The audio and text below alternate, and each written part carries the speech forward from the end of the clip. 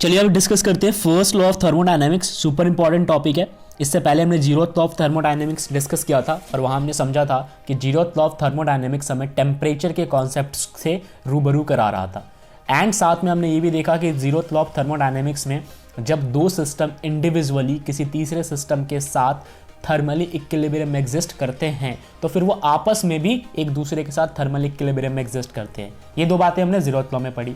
आइए first law में समझते हैं क्या होने वाला है। देखो बोला हुआ है कि भी एक्सप्लेन करो फर्स्ट लॉ ऑफ थर्मोडायनेमिक्स, तो it simply the law of conservation of energy applied to any system in which energy transfer in the form of heat or work from or all to the surrounding is taken into consideration। यानी कि इस law के अंदर आप basically conservation of energy को समझते हो। Point number 1।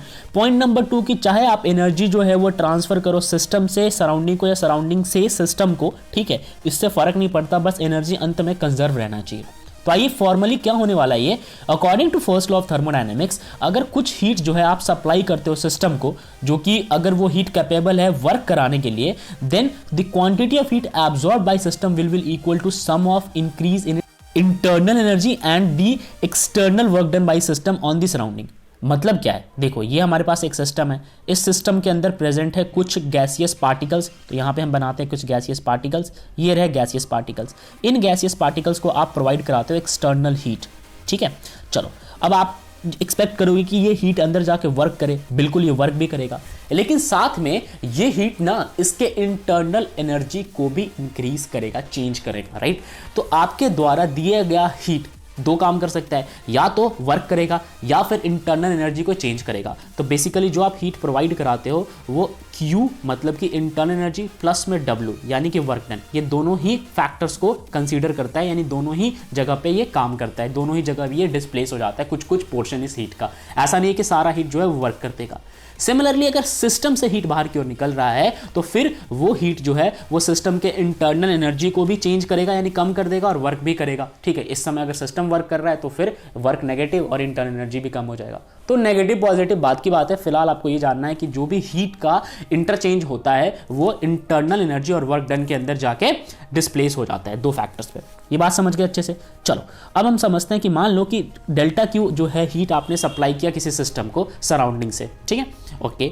तो उसका कुछ पोर्शन तो वर्क करेगा और कुछ पोर्शन जो है वो इंटरनल एनर्जी में चेंज लेके आएगा। तो फर्स्ट लॉ के अकॉर्डिंग क्या कहा गया है कि जितना हीट आप सप्लाई करते हो या जितना हीट भी चेंज करते हो आप, ठीक है, उसका कुछ पोर्शन इंटरनल एनर्जी में कंट्रीब्यूट करता है और कुछ पोर्शन वर्क करता है। अब हम समझते हैं कि ये वर्क कर कैसे रहा होगा और इंटरनल एनर्जी कैसे इसमें इंक्रीज या डिक्रीज हो रहा होगा। तो देखो सबसे पहले आपको ये डायग्राम समझना है। इस डायग्राम में है क्या, एक कंटेनर है जिसके ऊपर आपने एक पिस्टन लगा रखा है और गैसियस पार्टिकल यहाँ पे रखे हुए हैं। अब आप कर क्या रहे हो, आप यहाँ से हीट सप्लाई कर रहे हो, तो जाहिर सी बात है ये गैसियस पार्टिकल जो है वो हीटअप हो जाएंगे, इनकी काइनेटिक एनर्जी बढ़ जाएगी और ये इस पिस्टन के ऊपर प्रेशर लगाएंगे। अच्छा, पिस्टन का अपना प्रेशर होगा, वो प्रेशर जो होगा वो कांस्टेंट होगा, ठीक है। अब ये गैसियस पार्टिकल्स जब हीट हो जाएंगे तो यहाँ पे इस पिस्टन के ऊपर प्रेशर लगाएंगे। इस पिस्टन के ऊपर आप ध्यान से देखो एक खुद का एटमॉस्फेरिक प्रेशर भी लग रहा है, बट वो प्रेशर कांस्टेंट है, उसको आपको दरकिनार कर देना है। अब क्योंकि इस गैसियस पार्टिकल का जो प्रेशर होगा जब वो ऊपर की ओर अप्लाई कर रहे होंगे तो वो ज़्यादा होगा एज कम्पेयर टू दिस। इस वजह से ये जो पिस्टन है ये डिस्प्लेस हो जाएगा। कहाँ से कहाँ तक डिस्प्लेस होगा, ये डिस्प्लेस होगा, पहले ये इस पोजीशन तक था, यानी कि पहले गैस यहाँ तक था और अब गैस एक्सपैंड होकर ऊपर चला गया, यानी कि पिस्टन भी यहाँ से एक्सपैंड होकर ऊपर तक चला गया। तो इस दौरान इसने किया वर्क, राइट। इस हीट ने कुछ वर्क कर दिया। याद करो मैंने क्या कहा था, हीट ना कुछ वर्क करेगा, ठीक है, और साथ में इस इंटरनल एनर्जी को यानी कि गैसियस पार्टिकल के इंटरनल एनर्जी को भी उसने इंक्रीज किया होगा। तो यहां तक हमें समझ आ गया कि हीट का कंट्रीब्यूशन कैसे हो रहा है। अब क्वेश्चन बनता है कि कितना वर्क करेगा। तो आइए सबसे पहले हम समझ ले कि यहां पे जो भी वर्क हो रहा है बहुत कम हो रहा है, थोड़ा सा वर्क हो रहा है। तो वर्क का फॉर्मूला होता है फोर्स इंटू में डिस्टेंस। अब आप फोर्स को चाहो तो प्रेशर इंटू में एरिया लिख लो, डिस्टेंस अपनी जगह पे। प्रेशर इंटू एरिया हम सबको पता है क्या बनने वाला है, सॉरी एरिया इंटू डिस्टेंस हमें पता है क्या बनने वाला है, वॉल्यूम बनने वाला है। तो यहाँ पे एरिया इंटू में जो छोटा सा डिस्टेंस है ना उसको हम लिख लेंगे छोटा सा वॉल्यूम। समझ में आ गया। वर्क यहाँ पे एज इट इज है अपनी जगह, प्रेशर अपनी जगह पे एज इट इज है और वॉल्यूम यहाँ पे अपनी जगह एज इट इज है।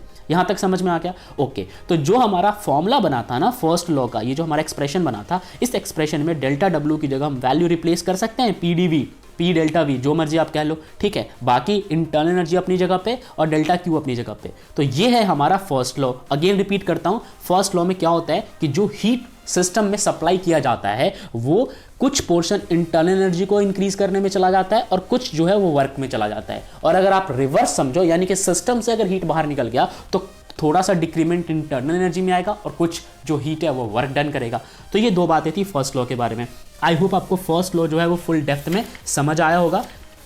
तब तक के लिए जय हिंद।